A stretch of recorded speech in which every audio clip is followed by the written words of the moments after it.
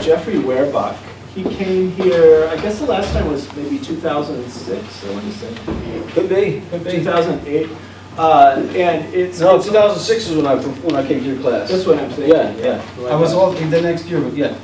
And a really great musical tradition he's going to share with us. It shares something in common with some of the Persian music we study, but it's also its own very much a unique tradition.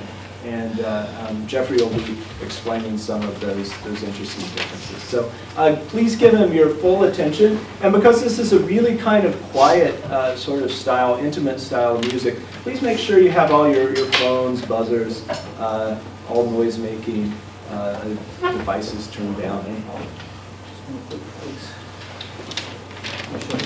Oh yeah, that's the website in case you want to, if you like what happens today and you want to hear more of it or learn more about it, more samples of it, professional musicians from Azerbaijan, and also articles written about Azerbaijan and my experience learning this music.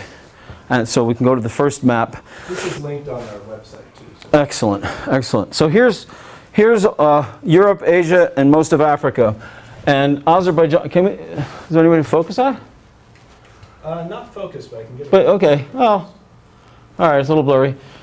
Pretty much in the center of all this west, east, north, south, this little red country here, that's Azerbaijan.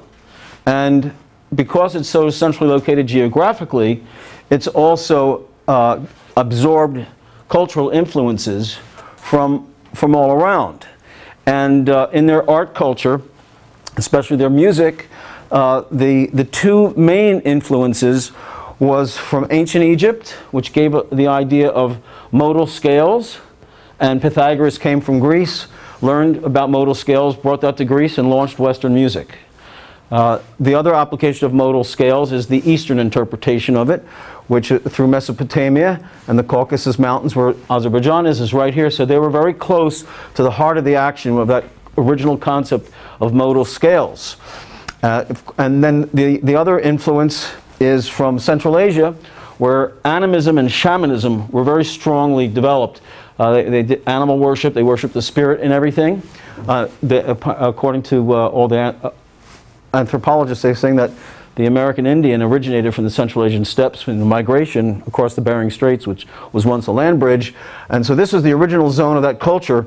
The domestication of the horse took place in this area 4,500 years ago. And when they domesticated the horse, they got attached to their horses. So when their favorite horse would die, they would take the skin and put it on a bowl and put strings on it. And they would carve the head of the instrument to the shape of a horse head. And they took hair from the tail and made a bow. And they made the first bowed instrument in the world.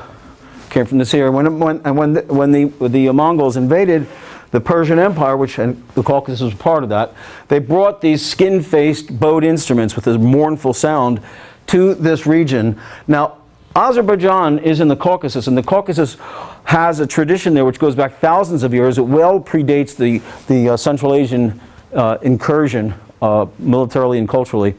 And according to the archives and the legends, this tradition, which is called Ashikh, or sometimes pronounced Ashokh, it's the bard, the storyteller, and he accompanies himself on an instrument which looks like a mandolin that's been really stretched out with a long neck. And they accompany themselves to tell these long, epic legends. And so what happened was they developed a form of speech which the linguists called declamatory speech. And then the hero went off to the mountain, and then he saw this, and then he did that. And it's a kind of a cadence which became, when the idea of modal scales snuck out of the heart of Egypt and through Mesopotamia and into the Caucasus, the two married and formed a unique form of music called Mughan, which I'm going to demonstrate to you today. And the six main features structurally of Mughan is, number one, it's monophonic. What does that mean? It means no chords. All the notes and all the melodies are referring to a single note at a time rather than a whole chord structure. And there's, of course, advantages and disadvantages to that. One of the obvious disadvantages is you don't get to play chords, and chords are lots of fun. But in the Eastern tradition, we don't use chords. What we do is we develop these melodies that refer to a single note, And so the musical power, the emotional power in the music is in the relationship between the note of the melody as it's developing and some original tone that it's referring to. So it's all about the power of the intervals. And so here, what I'm going to do for you before I start to just play music and expect you to understand what you're listening to, I'm sure you'll enjoy it, but I want you to understand it. And otherwise, you know, I'd be on stage, not in the classroom, because I used to do years and years of performing, and I'm not interested in performance so much. I'm interested in talking to people and preparing them to listen to this music, perhaps for their first time, so they can plunge into it right away and understand. Now, it's complicated music. It's very complicated. I think it rivals, if not exceeds, the complexity and sophistication of European opera.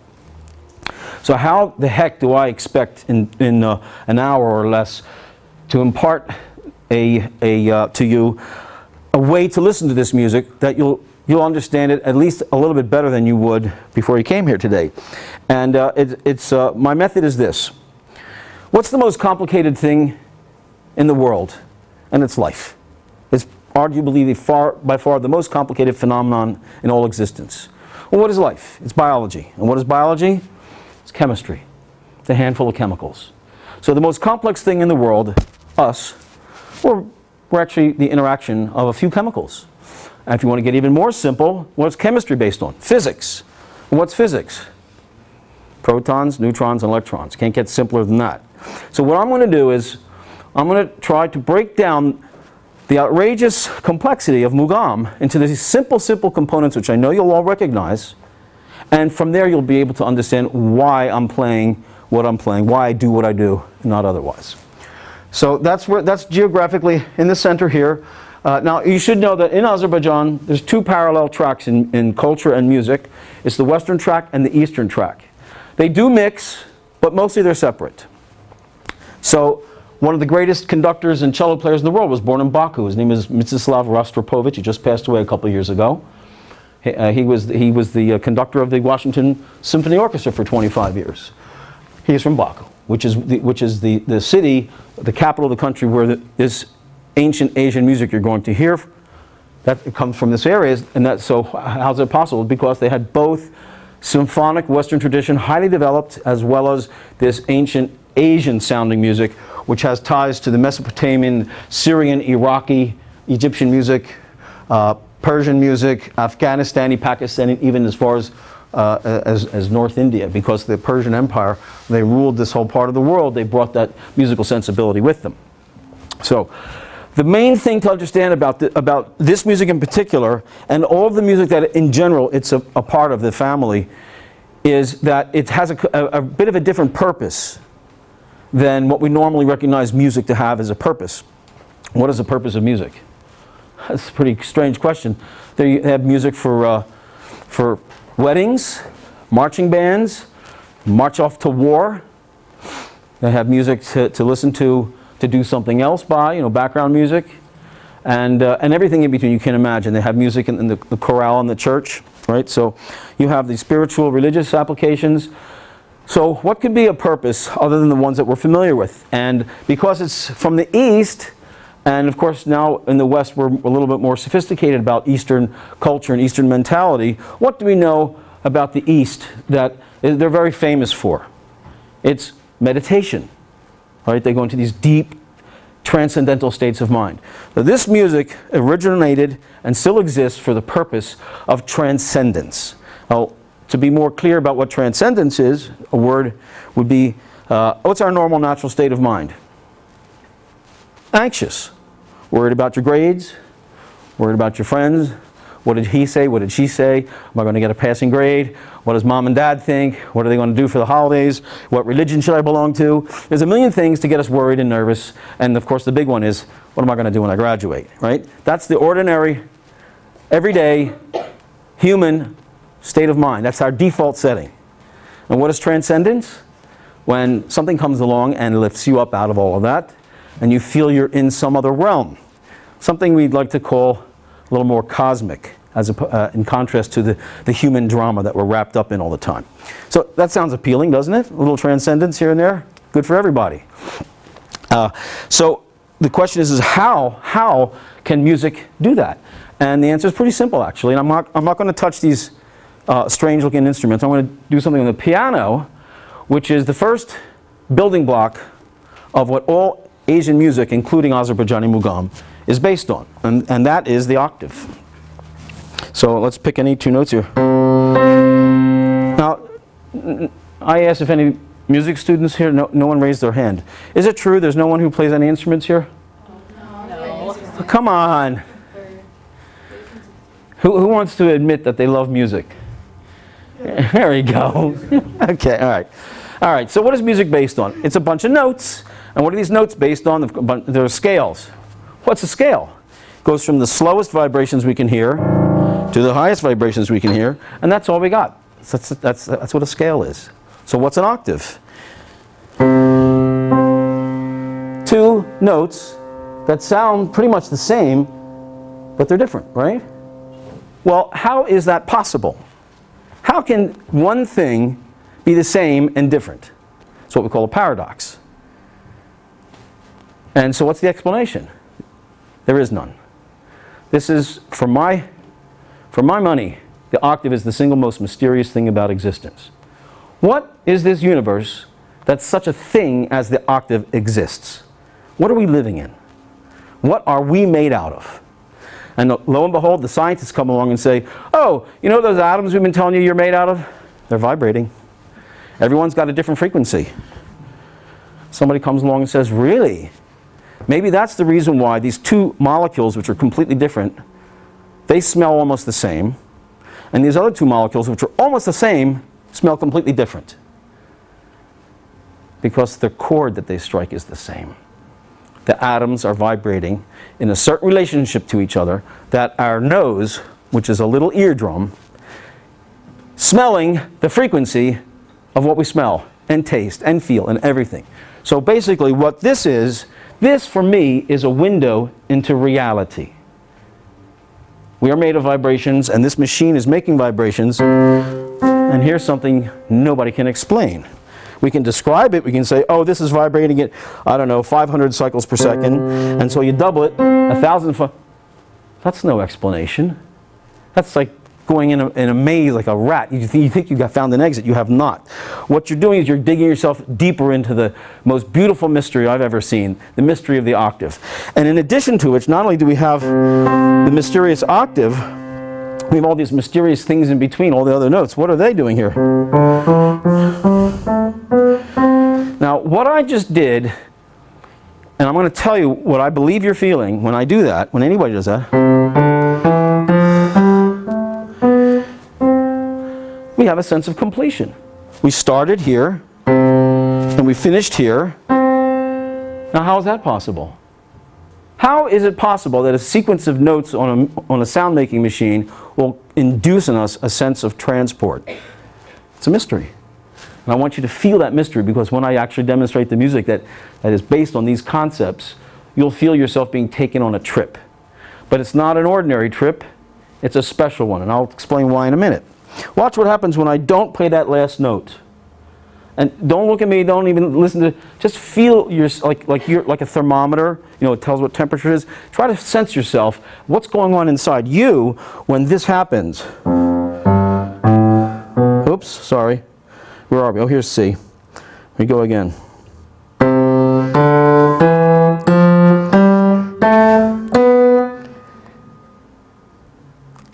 What are you feeling? You want to hear this by any chance? Okay. Should I just walk away? I can't stand it. I have to hear that. So what is going on here? I demonstrated, hopefully to your satisfaction, that the mystery of the octave is supreme and profound. The mystery of the notes in between is just as supreme and profound. But here we have a sequence of notes, and if I don't play one, it makes you want to hear the one I don't play. So music has the power to make us wish to hear a specific note. That's a mystery. Well, let me take this off. Okay. Sorry, I got a speck of tendonitis from using a flat keyboard. I'll turn off the projector so Are you done with? Well, I wanted to zoom in, but it doesn't matter. I mean, there's a smaller map showing the locale of Azerbaijan. Is that helpful, probably? Okay. Sure. Yeah, okay. So what I'm going to do is, well, before I do that, one more thing I want to show you something about the power of intervals is, actually, this is not a problem in music. This is a problem in language. The problem is, there is no language in the world that I know of that has words to describe the experience of what happens in us when we hear specific intervals. You know, the do, re, mi, fa, sol. We can label them, but it doesn't tell us how we feel about them. So once again, what does that feel like? And now what does this feel like? It's a completely different feeling. And we don't have words to describe them. Here's another feeling. You feel the difference? Maybe we can use some poetic metaphors, like this is more open. This kind of feels a little as if it's pulling in a little bit.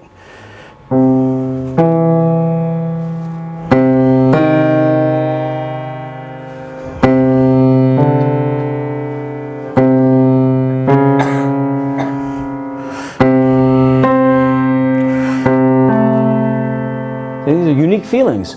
Each interval has its own unique feelings. What's going on there? That's making what's going on in here. That's the cosmos at work. It's the relation between two vibrations. It's eternal, and it's in every place. It's not just here on planet Earth. This is the rule that governs all of existence. It's vibrations and intervals. Eastern music is based on the mystery of the octave and the power of intervals. And when we play our melodies, we're going to do the same thing I demonstrated. We're going to, I'm sorry, you're sitting so far to my back, I feel impolite. Let me see if I can do this. Okay. Let's see if this baby's in tune. This is called the tar. Tar means it has strings. And it's the precursor for the guitar with the double chamber.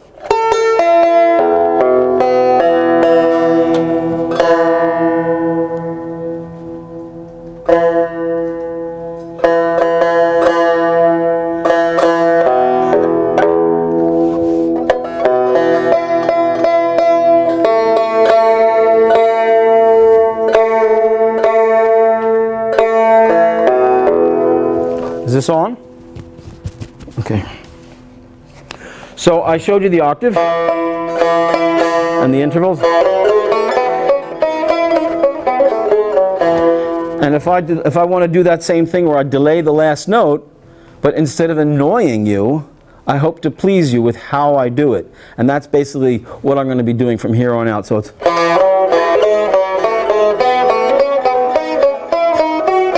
So I got there, right? So...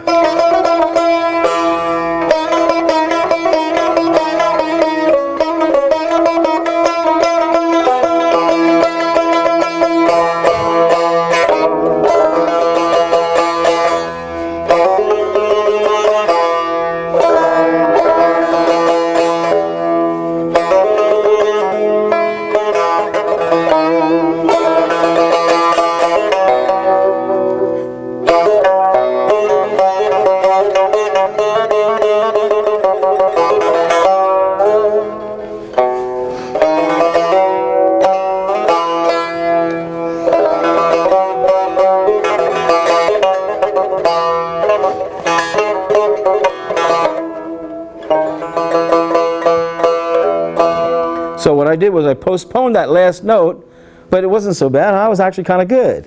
What was so good about it was that I'm taking advantage of the mystical feeling of transport. Was I'm not jumping around. I'm not going. Some melody. It could be beautiful melodies out there, millions of beautiful melodies, but unless they're going up and down the scale in that regular way, they don't carry us anywhere. They might entertain us. They may please us. They may make us feel patriotic. Make us feel we want to root for the home team. Whatever it is that the power of music that it's being used for, but only staircase construction melodies have the mystical power of transport. So I'm going to do something similar but in a different scale. Instead of playing the major scale, I'm going to play a minor scale. So you have a little bit more of a closing in sense. Instead of, I'm playing.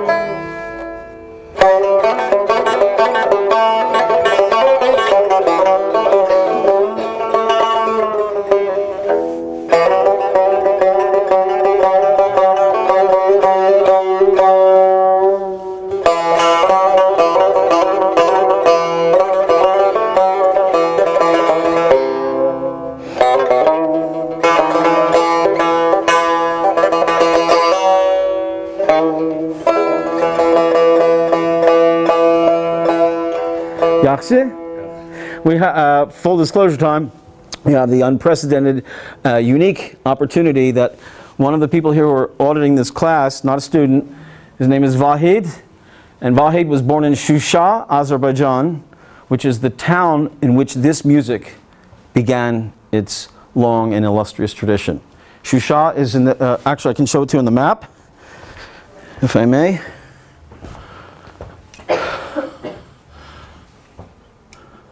Al-Ghadam, where's Shusha here?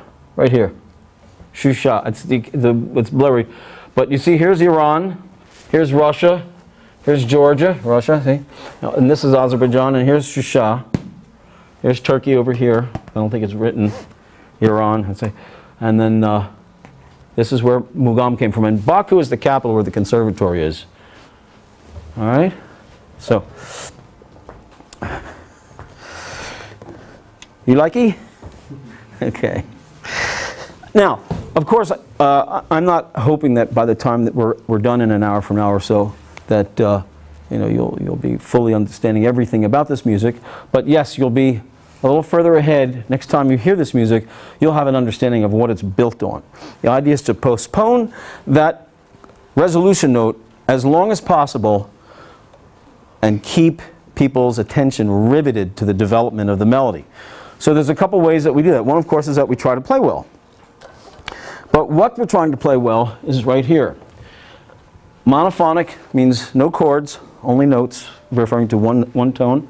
Modal simply means that we select, well, I should say that the idea of modal music deserves an entire semester. We can't possibly give it everything it deserves to understand, but I'm going to give a quick, rough working definition of modal music, which I use, which is within the octave, as the frame, we pick 7 notes. It could be less, it could be more, but 7 seems to work the best for creating the sense that we want.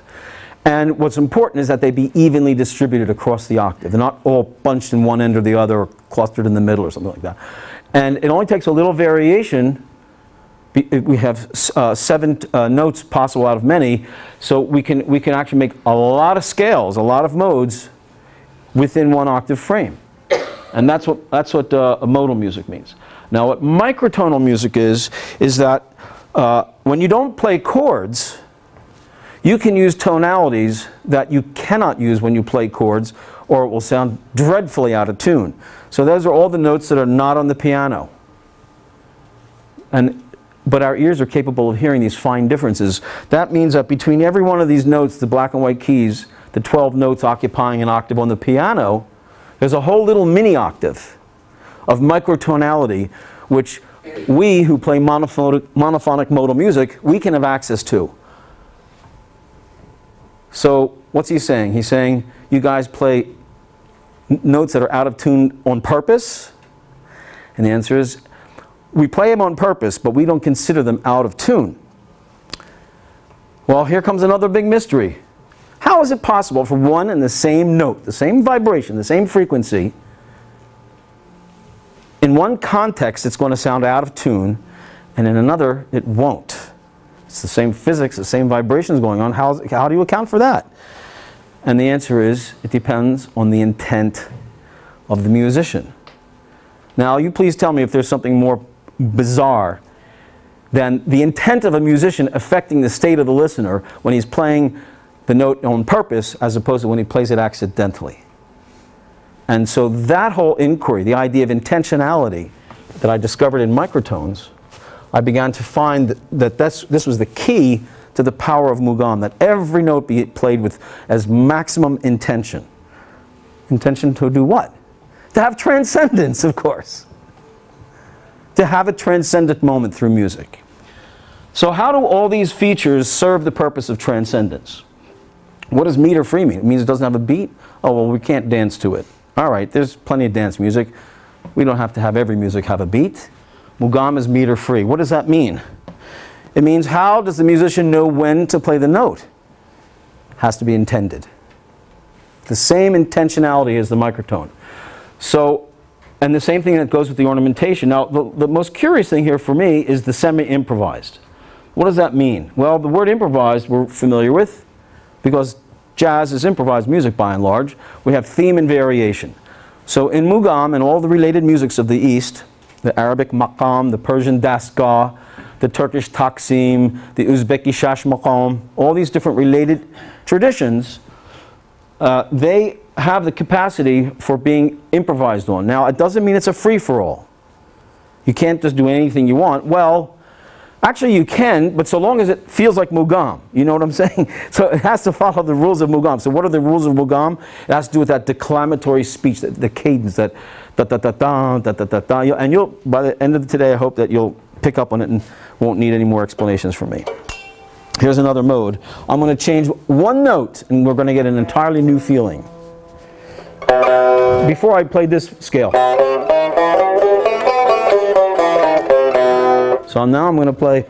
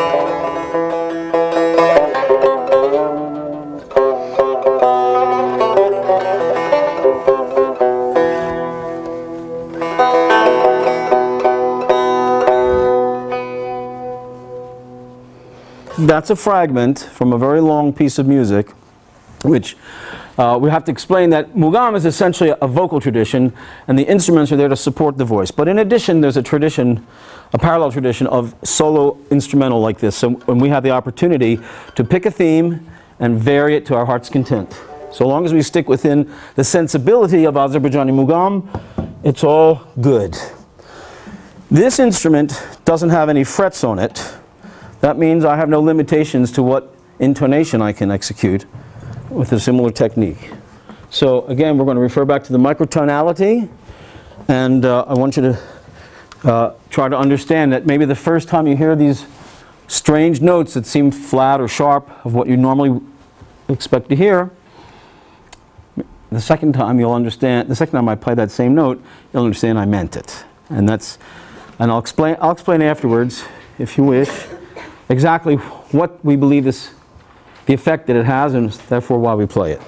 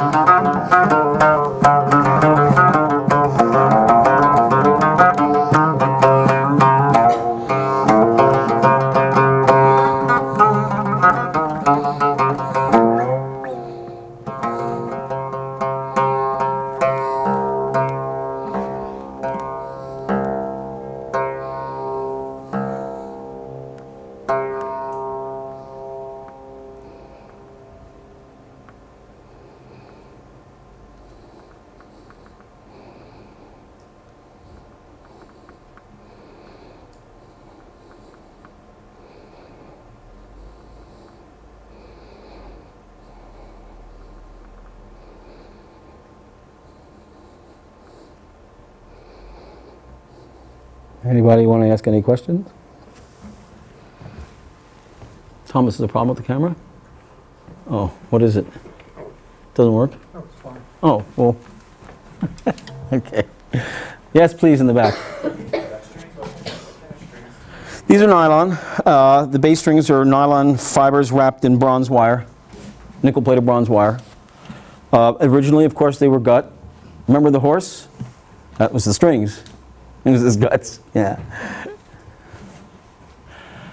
Yes, please. You said that this type of music exists for transcendence. Do you mean that specifically for, or I guess more for the performer themselves or for the audience? Well, that's a great question. How did you feel? Good. That's a good start. You felt like you forgot all about your troubles for a minute there? Definitely. Okay, that's the point. It's what do you call it? It's no side effects, you know. And it's legal. So definitely you paused after you finish for at least 7 seconds, which it always feels like so much more, I guess, when your silence is so strong. But I was just curious. Neat trick, isn't it? Definitely in it. Great, great. I regret that you're so far away, but you feel like you're picking it all up? Definitely. Okay, good. That eases my mind. Anybody else want to ask any questions? I'm sure you do, but you know, don't be shy. When you approach your face to the instrument, you were just feeling the resonance, or I couldn't understand you. Say it. Could you say it a little louder? you approach your face to the instrument. Oh, when I get close? Yeah, I get the resonance. Yes. So, from that point of view, the answer to your question is, the closer you are, the greater the spiritual pleasure. And I think I'm about as close as I can. You can't get closer than playing it. So yeah, there's an advantage to playing it over listening to it. And it was, James, it was in your class 6 years ago that someone asked me a question because I was explaining how it had this effect on human consciousness. And one of your students, she asked me, well, what's going on in your consciousness, Mr. Werbach, while you're playing? Which it's a great, you know, like a diving board to jump into the deepest question, which is that obviously I play this music because I like the effect it has on me. But if I just go with that, I won't remember where I am in the music. I'll forget where I am in this. There's a story that's being told, has to be played out. I might even forget which Mughan I'm in, you know, if I get too carried away. So I have to kind of partition my consciousness. One part is which Mughan am I playing, where in it am I, and you know, am I getting the fingers right and all that stuff. And the other one is I'm on a trip, right? Anybody else want to ask a question? Yes. What is this one? Good point. I'm sorry. I should have said that from the beginning. This is the oud. Originally, it was called barbat, and it originated in a part of the world now called Iran. Many centuries ago, it was actually southern Azerbaijan. And how this came to be is a very interesting circuitous story. When the Arabs invaded Persia in the 7th century, they encountered all these Central Asian instruments that had skin on the face, like you see the other two instruments. But only this instrument, the barbat, had a wood face. And so they called it by the word wood in the Arabic language. Actually, it's kind of fun to know that our English word wood comes from the Arabic word oud. So they call this the oud, incorporated into Arabic culture. And then centuries later, when the Ottomans ruled over Arabia, and they saw all kinds of cultural artifacts that they enjoyed, one of them was the oud. So this is a Turkish oud made in Istanbul, which has recently become popular again in Azerbaijan.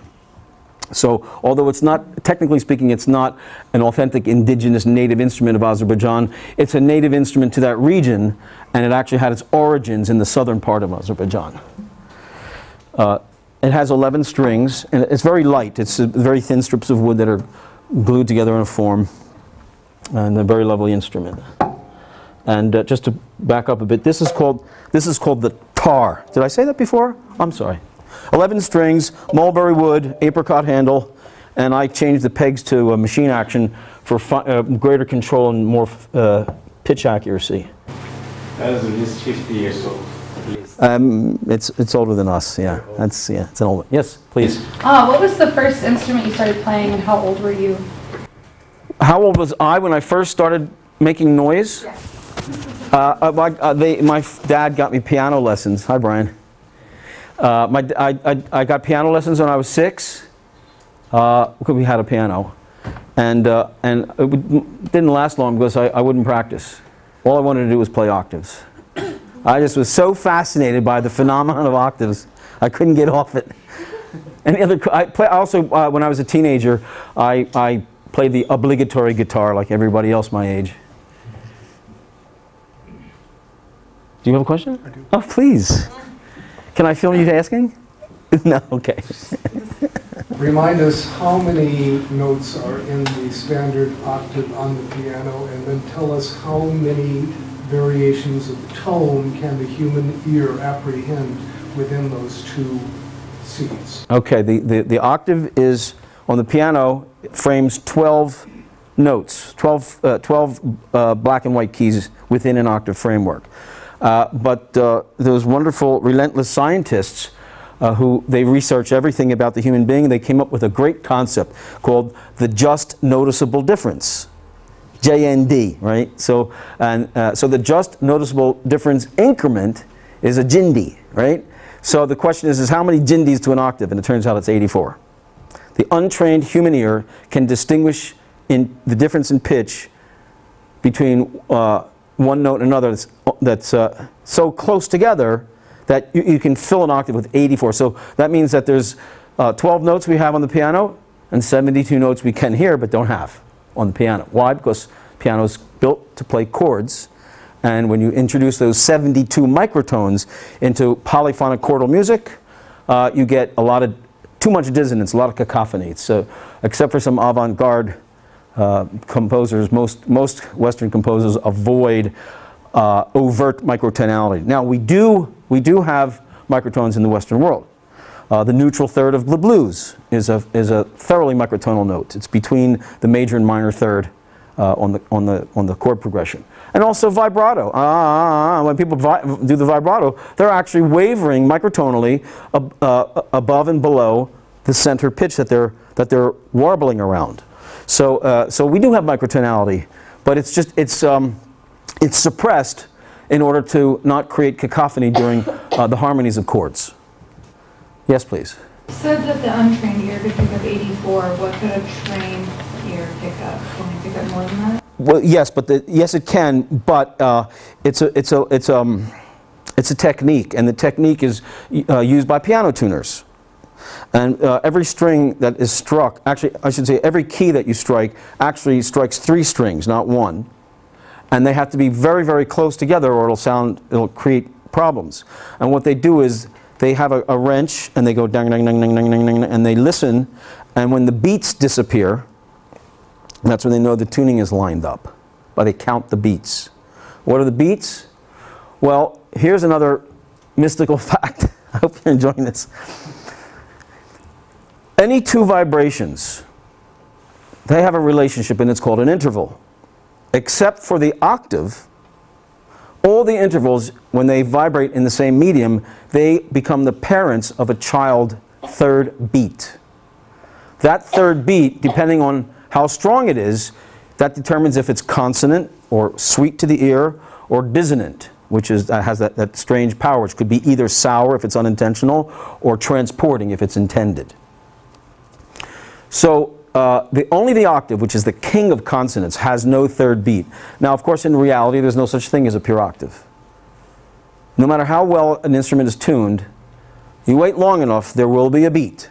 There'll be a wave that comes. It'll be imperceptible because it takes too long. It could take a minute, or an hour, or a day, or actually, there's the lowest recorded note in the universe is a pulsar in a galaxy not far from ours, which is sending out a pulse once every 2 years. And so they calculated it's 59 octaves below B flat. I'm sorry, I read these. We're living in a vibratory universe. It's the primary reality is the vibrations. And so the intervals, it's all about the intervals. So when we play microtonal music, what we're doing is we're squeezing some extra energy by deliberately playing flat or sharp of the harmonious interval that the Western scales exclusively make use of. Does anybody else want to? Yes, please. How is this type of music typically learned? Is it through a mentor? Yes. Yes. You want to ask about written notes? Yeah, or also okay. You can teach yourself this music. Or well, teach yourself. I mean, what? You need instructions, of course. You know, anything that's worth learning. You're best off learning from someone who's mastered the milieu, the genre, if possible. So you learn from a teacher, you know, a master, if possible. At a certain point, Mughan will start to teach you what it wants to be. If borrow a phrase from the design world, the designers will always talk about, oh, it wants to be. Well, it doesn't want anything. You want it, but you can talk like that. It wants. We have that way of talking about it wants to be. Obviously, Mughan doesn't want anything. We want something from music, and so we want something. Those of us who know and care about Mughan, we want something from it, and it's in that realm. What do you want from that music? If you follow what I'm saying. Yes, it makes sense. Okay. And what I want is transcendence. Now, I have heard some comments from people saying, this music seems to be on the melancholy side.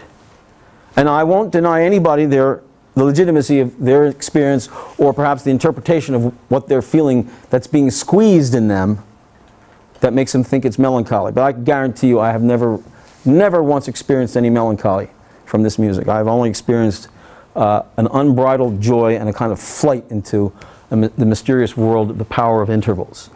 Now, this instrument has a particularly mournful sound because it's a bow.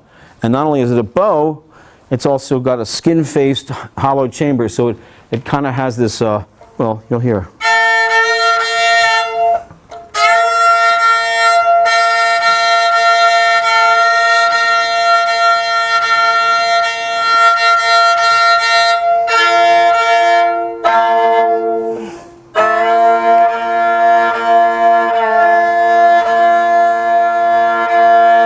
When I'm tuning up, you asked the question about the tuning?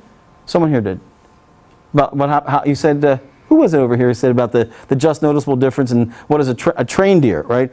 So when you're a musician, you have to train your ear. You've got this, we all have this innate native capacity to determine these fine fine differences in pitch and tonality so we can tune our instrument.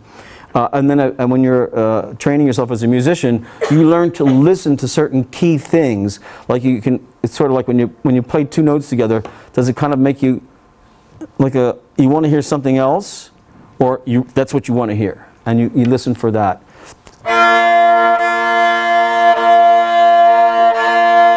That's why I installed gear mechanisms.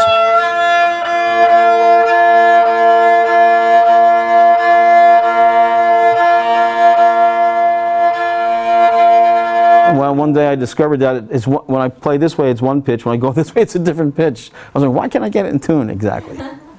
That's why. So you average it, basically.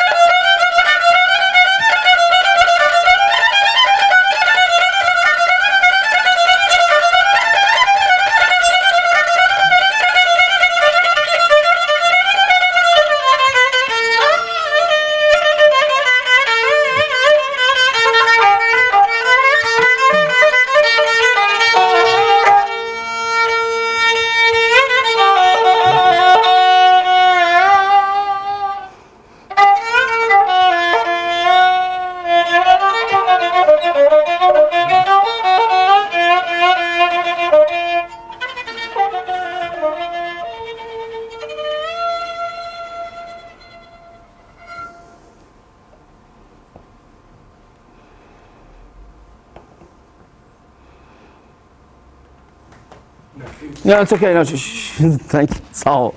I said, how long can they stand it? What time is it? I mean, I have a lot of control over a small group. It's not too difficult. But once I was invited to San Francisco to perform at a concert there, it was 300 people packed into a church. And I thought to myself, oh my God, I can't tell people not to clap. It's rude. But I want them to savor that delicious silence. So what I did was I would play the music, and then there's little pauses between the phrases. Each time I did a pause, it would be a little longer than the one before. So when I got to the end of the piece, you know, I just didn't move. I just stood there like this. And by the time that everyone realized that the piece was over, it was too late. The silence had settled in. It was thick. You could cut it with a knife. So by the end of the third, and I didn't have to say anything or do anything. Everyone just understood that this music is to be savored. So, of course, you go to Azerbaijan someday, hopefully, you'll hear the professional musicians. They don't even wait for them to finish to start slapping their hands together, because, you know, that's the way it is over there. But I like the silence. I hope you do too. Any more questions? I think, we have any more time, or getting to the... We've got until 2, actually. Okay, I'm game. Now's the time. Yes, please. Oh, I'm sorry. You did raise your hand. I apologize. So this is played like at a certain time of day, or in your, what's that, like in your house for your events? Well, the origins of this music, of course, there was no such thing as a stage, and performance was a non-existent concept. As the modern age appeared, this genre of music went into the performance mode. So there's a stage now, people come to concerts. But prior to that, it was intimately interwoven in the social fabric of everyday life. So anytime there was any excuse for a celebration, it could be a marriage, it could be a circumcision, it could be anything. You know, you get engaged, or you get engaged to be engaged, or whatever it is. You know, there's, oh, let's have a party, let's invite some singers and we'll have some music. So it's part of the fabric of everyday life. And it was intimate settings, relatively speaking. Now, of course, it's performance as well. And has it suffered? Everyone has a right to play whatever they like, right? Personally, I like the school of music that plays the kind of Mughan that conveys that original feeling. Because professional musicians in Azerbaijan compete with each other for jobs, they practice it to death, and it's like going to the NASCAR races, who's got the fastest fingers, and the flavor of Mughan starts to take a back seat to the performance, you know, aspect, which is high speed and absurdly intricate melodies. They fractalize the melody till it's unrecognizable. Even I have a hard time following some of the things they do, and it always follows in the wake of a question, which is, why are you doing that? I mean, you don't have to do that. You can, but the thing is that they have to. I don't have to. I can play the nice way I like it to be played, which is for the feeling of transcendence. So Mughan has taken a lot of different shapes these days. And please, if you visit the website, mughan.net, Mughan is spelled with an H because we don't have the letter in our alphabet. Mughan. And so you'll see a bunch of tabs. There's videos. There's vocal Mughan, there's instrumental Mughan, a lot of links to YouTubes. It's kind of, I mean, it's my website, so I get to pick and choose what samples I like.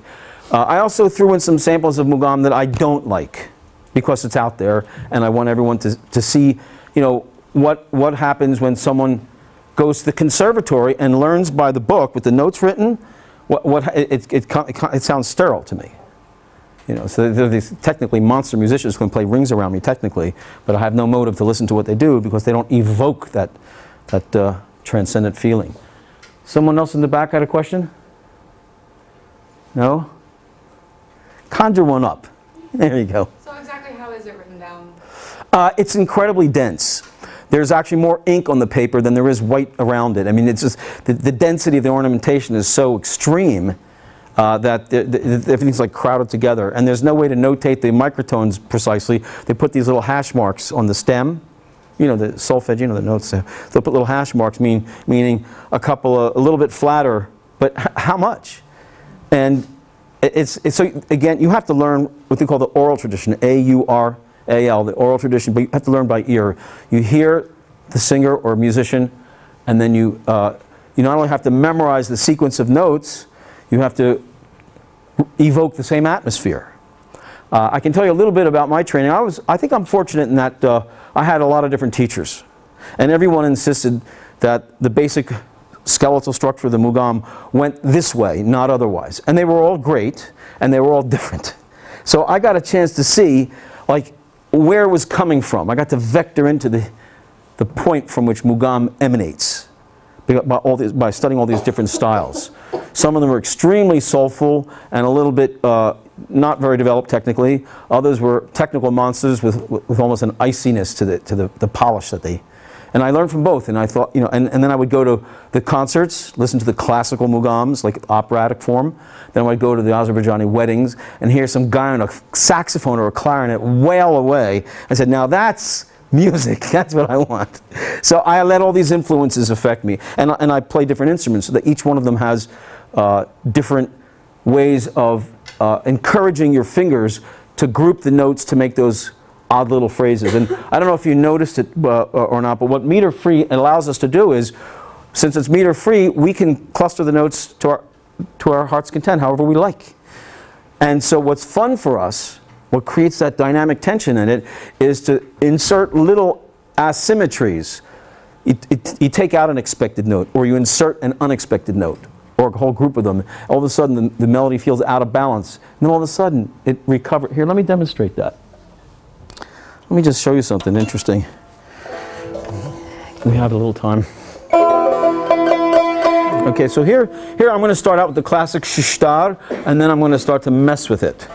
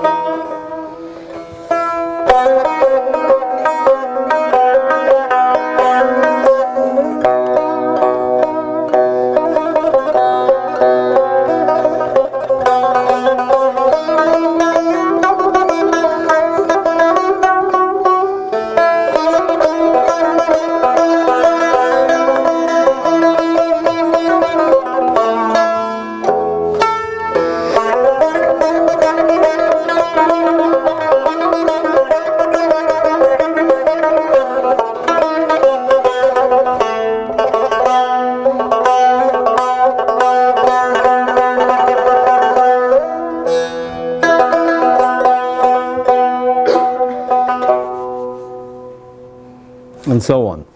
You see how the melody gets a little twisty in some places. So I'm playing.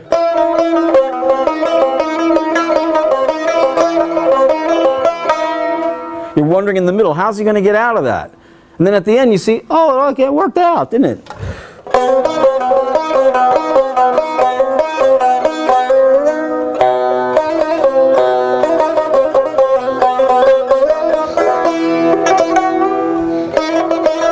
And it resolves. So the idea is to get creative by creating these asymmetries that have to get balanced, and in the balancing you throw in some new asymmetries and postpone that moment of resolution. You're getting it. I can tell by the smile. Anyone want to ask any more questions? We have 10 minutes. We can play more music. We can do whatever you like. Are you all right all the way back there? I feel so bad. Okay. That's true. Sort of. Mean. Please. What's the function of the string that's not making contact with the fretboard? Show me, please. Oh, we have 5 strings. Yes, that's a reference tone. It's a bass, and we have these high strings. So we have strings that are plucked but not fretted, and they're so we.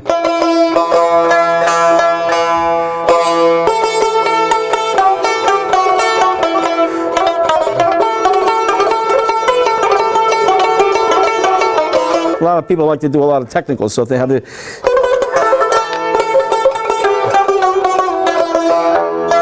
So we have the dong dong dong. It's a reference notes to the scale. Yes, sir. So because of those open strings, key-wise, are you always in the same key on that instrument, or? Well, key is important when you're playing in an ensemble, because you're playing with other instruments. You have to tune to the same key. When you're a soloist, you have the luxury of tuning your instrument to what you're comfortable with, the tension of the string, the sound of the instrument. If it gets a little humid, you may want to crank it up a little bit because the skin gets a little soft. That's what's been happening here, just from us being in a closed room and 50 people breathing, and as the humidity goes up, the skin starts to go down. It's a little bit loose right now. It's a little mushy sounding than it was from the beginning. Lost its crispness. So I'd have to crank it up, tune it up a little higher. Do you play an instrument? Yeah, I'm a guitar player. You're a guitar player. Okay, very good. Very good. Electric or? Both. Here I study classical. Oh, nice. Nice. Okay. Well, then you're not using a plectrum. You're using your fingers to. Yeah, I use nails. Okay. And on the electric guitar? I use a pick. You use a pick on the electric guitar. You remember who Robbie Krieger is, right? He studied classical, actually flamenco, right? And he was playing with using the classical technique on electric guitar. He got that signature sound. Yeah. I couldn't do it either. I couldn't do it either. I tried. Any other questions? What, please? So is your family of musicians, or are you just your whole family of musicians? My family? No. No. I don't have time, but I'm a bit of a black sheep. They don't comprehend any of this. Yes? Do you feel the different frequencies resonating differently in different places in the instrument or within yourself? Well, yes, you do. That's true. Well, of course, the higher the pitch, if you have, as opposed to, it's still coming out of the same sound chamber.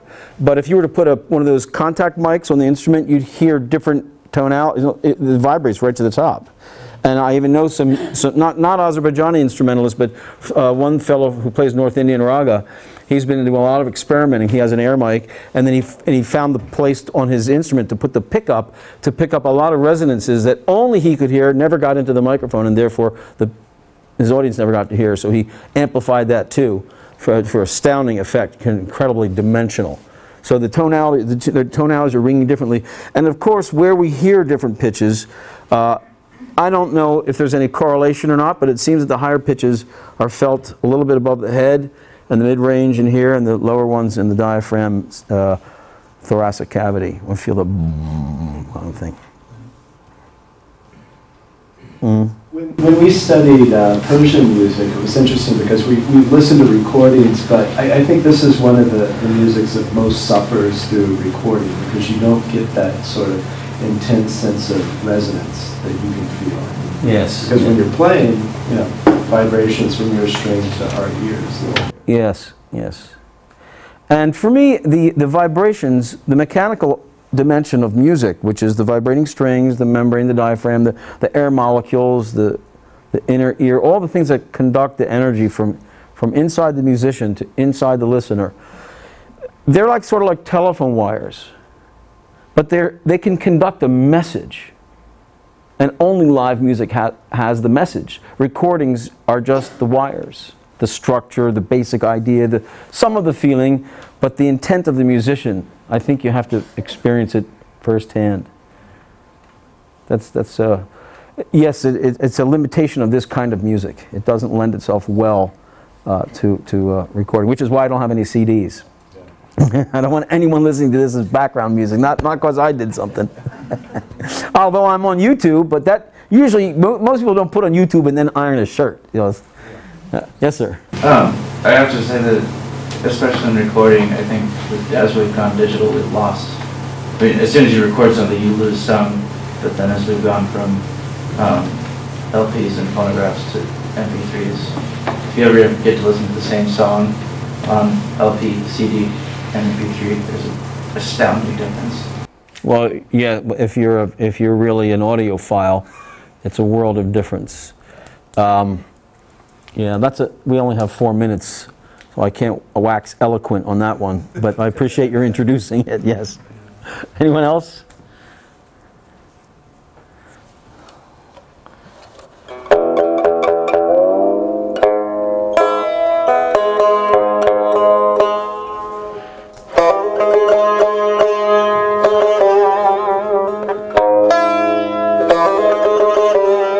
I'm going to play a fragment, because we have 2 minutes left, of a Mughan, which I never play for Western audiences. It's too much in a way.